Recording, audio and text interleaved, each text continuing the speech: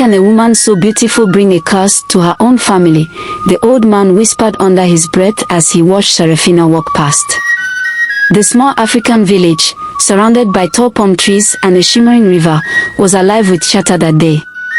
People talked about Saraphina, the young woman whose beauty seemed to rival the sun itself. Her skin was as smooth as milk, her smile brighter than the morning light, and her laughter was like the sweetest melody. Yet, behind those admiring eyes were whispers, whispers of something more mysterious, something unspoken. Saraphina's family had been away from the village for years, but now they had returned to prepare for her traditional marriage.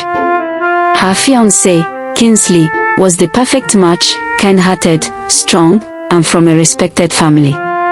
The village was alive with excitement. Children sang songs, women cooked special dishes, and men set up colorful decorations for the grand ceremony. One bright afternoon, as the sun cast golden light over the village, Saraphina decided to go for a walk with her childhood friend, Rita. The two girls giggled as they strode past familiar places. Saraphina touched the smooth bark of a tree they used to climb, laughed at the memories of splashing in the river, and greeted villagers warmly. "It's been so long since I've been here," Saraphina said with a radiant smile. "I want to see everything again." "You haven't changed at all," Rita said, though there was a flicker of hesitation in her voice. "But the village has changed. Things aren't as they used to be." As they walked through the village, Saraphina noticed people watching her closely. Their smiles were warm, but their eyes held something more, admiration mixed with awe. Everywhere she went, whispers followed. "She's even more beautiful than they said. Her beauty is like no other in this village. She looks like she's blessed by the gods." Saraphina's lips curved into a small, proud smile as she heard the murmurs. She had always been aware of her beauty, but hearing the villagers sing her praises filled her with a sense of satisfaction.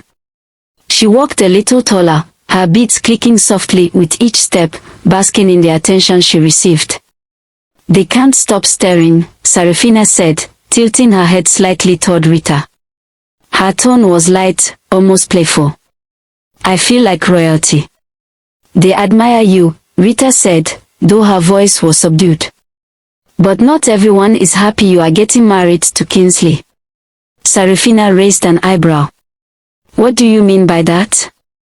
Rita hesitated, her eyes darting toward a group of older villagers who whispered among themselves as Saraphina passed. Their expressions were harder to read, neither fully welcoming nor hostile. "Never mind," she said. The two friends walked through the bustling streets of the village, exchanging warm greetings with neighbors and marveling at the vibrant colors of the market. Women displayed baskets of ripe mangoes and plump yams, while vendors sold fabrics in every shade of the rainbow. The air was filled with the sweet aroma of roasting corn and the playful laughter of children running by. They made their way to the river, where crystal clear waters sparkled under the sun. Children splashed and played, their giggles echoing through the air. Saraphina watched them wistfully, remembering her own carefree days by the river as a child. As they turned back toward the village center, the mood shifted. Rita suddenly stopped, her expression turning serious. She pointed to a small, weathered hut that stood at the edge of the path. The hut was unlike any other in the village. Its walls were covered with strange carvings, and hanging from the roof was a large wooden mask, its hollow eyes staring out ominously. Rita's voice dropped to a whisper. "Saraphina, whatever you do, don't look at that hut. It's forbidden. It belongs to the spirits, and no woman is allowed to look inside." Saraphina frowned, curiosity flickering in her eyes. "Why not? It's just a hut." "It's not just a hut," Rita hissed, grabbing her arm tightly. "It's sacred. They say that any woman who looks inside will never have children. The spirits will curse her." Saraphina raised an eyebrow and let out a soft laugh. "That's just a story to scare people. I don't believe in such things." Rita's grip tightened. Saraphina, please. Don't go near it. But Saraphina was already walking toward the hut, drawn by an inexplicable pull. Her heart pounded as she approached the weathered doorway. The strange carvings seemed to move under her gaze, and the mask hanging above seemed to watch her. She hesitated for a moment, but her curiosity burned brighter than her fear. Just one look, she murmured to herself, lifting the edge of the tattered curtain that covered the doorway. Inside the dimly lit hut, Saraphina's breath caught in her throat. Towering before her was a figure draped in vibrant, shimmering fabrics. It was a masquerade, a spirit being, standing motionless, as though asleep. Its mask was intricately carved, adorned with patterns that seemed to ripple like waves. The air inside the hut was thick, almost alive, and a chill ran down Saraphina's spine. Her curiosity gave way to an uneasy feeling, and she quickly let the curtain fall back into place. She turned and walked away, brushing off the discomfort. Rita was waiting for her a few steps away, her face pale with fear. "You shouldn't have done that," she whispered, her voice trembling. Saraphina shrugged, trying to mask her unease. "It's just an old mask. Nothing will happen." But Rita's silence spoke volumes. Fear lingered in her wide eyes, and in her heart, she prayed that the spirits would show mercy. Little did they know, Saraphina's one act of defiance would awaken forces that had slept for generations. Forces that would not be ignored.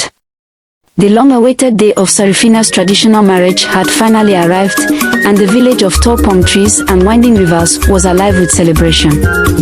Drummers pounded out energetic rhythms that echoed through the air, women twirled in their colorful dresses, and the aroma of roasted yams and spicy soups wafted from every corner.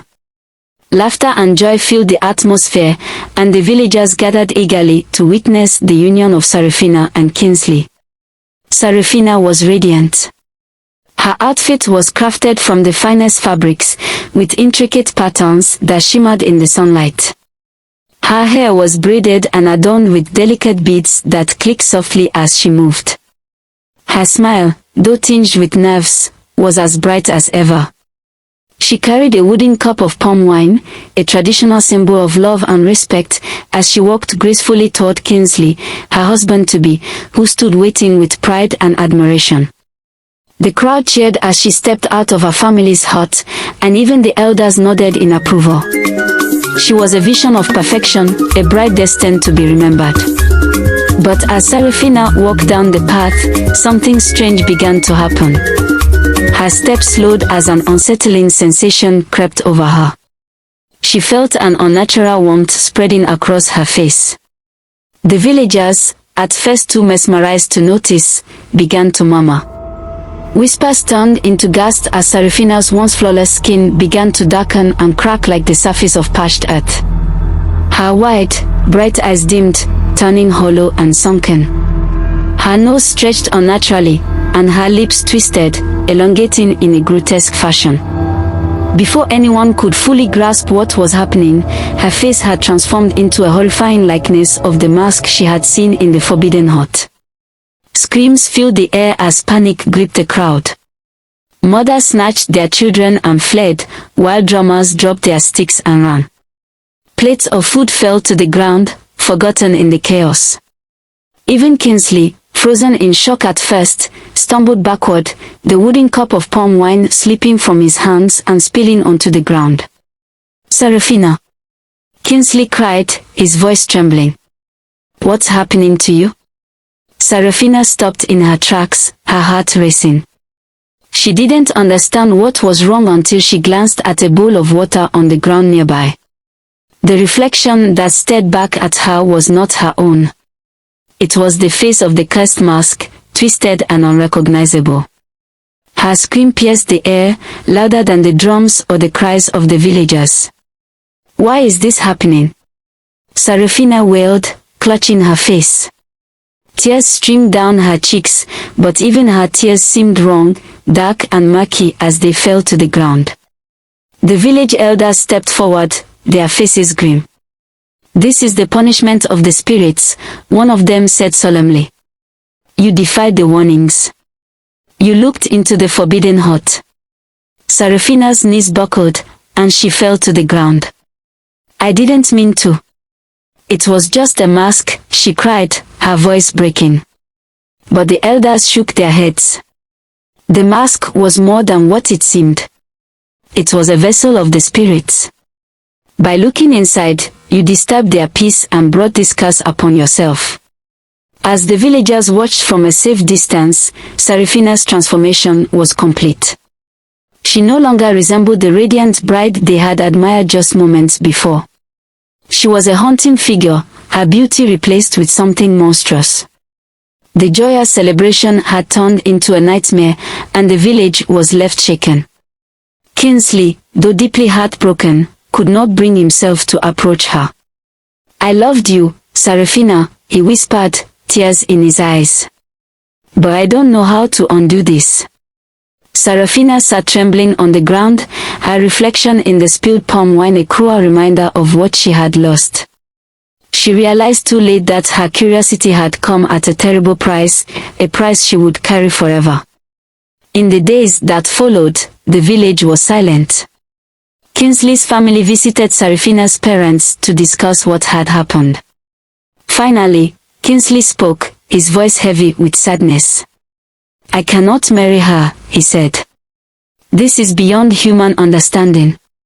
She belongs to the spirits now. Saraphina's family tried everything to reverse the curse. They visited healers, offered sacrifices, and prayed to the gods. But nothing worked. Saraphina remained locked in her room, weeping and refusing to eat. The elders sought the chief priest. When all hope seemed lost, the village elders decided to consult the chief priest, a wise old man who spoke to the spirits. They explained what had happened, and the chief priest listened quietly. After a long silence, he said, Saraphina has seen what no woman should see, the bare body of the gods. By looking into the sacred hut, she has broken a powerful taboo. The spirits have claimed her as their wife. The chief priest called for Saraphina and her family to meet him at the sacred hut. When they arrived, he performed rituals and called upon the spirits. The air grew cold, and a low hum filled the forest. The spirit of the Masquerade appeared, towering and mighty. Its voice was deep and echoed like thunder. She saw me when she should not have. She has seen what is sacred. For this, she is now mine. She will live with me in the spirit world as my wife. Saraphina fell to her knees, tears streaming down her altered face. Please, she begged, let me go back to my family. I didn't mean to offend you. But the spirit was unmoved. The rules cannot be broken. You are now part of my world. Saraphina's family begged the spirits to show mercy. The chief priest intervened, offering prayers and sacrifices on their behalf. After much pleading, the spirit agreed to one condition. She may stay in the human world, the spirit said, but she will never be the same. Her face will remain as it is, a reminder of her defiance, and she will never bear children. Saraphina's parents wept, but they knew there was no other way. Saraphina returned home, but life was never the same. The villagers avoided her, and Kingsley married another woman. Saraphina spent her days alone. Her story became a warning passed down through generations: respect the sacred and the unseen, for some rules are not meant to be broken. Though Saraphina's beauty faded, her spirit remained strong. She taught the villagers to honor traditions and never take the sacred lightly, becoming a figure of wisdom in her later years. And so, the tale of Saraphina and the Masquerade hut was told for centuries, a reminder of the power of the spirit world and the consequences of defiance.